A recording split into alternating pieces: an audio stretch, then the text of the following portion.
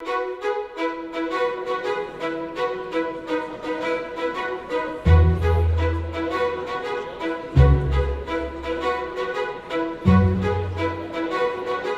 it's great for the University of Melbourne to be able to host you and host this network of schools, because we've seen in the past what great value it's been to cohorts of people. So for us at Phoenix, it's about including every teacher in our journey to build our collective efficacy, and that's exactly why we're here at UMNOS.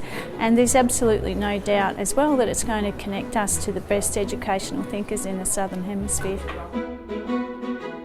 So this time around I'm a school leader, so I'm bringing some of the staff from my school, which is really exciting. I got quite a lot out of the network first time around as a teacher, and learning about, I suppose, what was happening at the university and all of the different, I suppose the new theories, etc., that the university is working through. So I now get to bring some of our staff to learn about those things.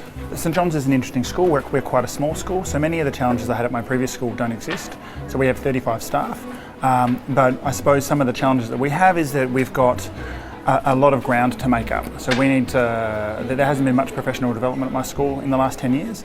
So I want to be talking about how we, I suppose, create that change at our school, whilst being mindful and respectful of the pace that we perhaps need to go through.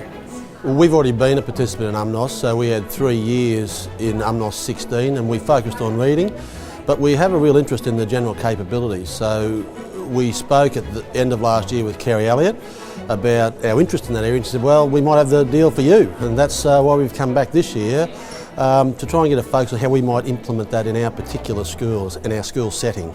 We've actually come in and done a complete about-face in the area that we were focusing on. We really like the idea of building our collective efficacy within the school and various routes to do that, but just listening to Sandra speak about the capabilities, it's really struck a chord with us and really resonated. It's something that we really feel that we could do a lot of work with in our school to improve that. We're all quite passionate about the capabilities. We feel they're very valuable and we'd like to give them a little bit more of space in our curriculum. So our focus is going to be on reading and reading comprehension. So one of the things that we've identified through looking at our NAPLAN results and also our VC results is that one of the underlying skills that our kids have missing is, where we can improve is inferential reading. So we're going to be really sort of focusing on reading comprehension. What we're already applying is sharing the mastery experiences of teachers so that they understand that. There's also that building of the culture of this is how we do it around here and this is how we can do it. It's enabling our teachers to experience success. A large number of our students are not involved in ATAR or the OP system, and I'm concerned about what we see such wonderful things that they do at school, yet we don't give them any real recognition for that other than maybe a Cert 2 in something. This gives us a chance to actually deepen the proficiency that the student might have, which expands their ability to get a job and be an important part of our community.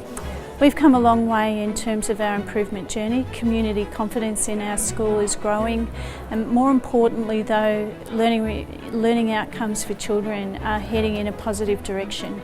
We want that, our goal is to have a sustainable culture of improvement in our school for our teachers, first and foremost, so that they have agency over the work, but in a lasting sense for our children. You also get the opportunity to sit and actually reflect for a time. I mean, sometimes being a principal, as much as I want to be strategic, can be very operational. So 1 or 2 days where I just get a chance to think, put thoughts together. I've got a very capable team behind me, and then we go back and we'll try and work out how can we progress this forward, the latest theory that we have. And obviously the badge of the University of Melbourne, which Sandra has said we can use, will add some validity to our credentialing. We think that this is a really exciting area.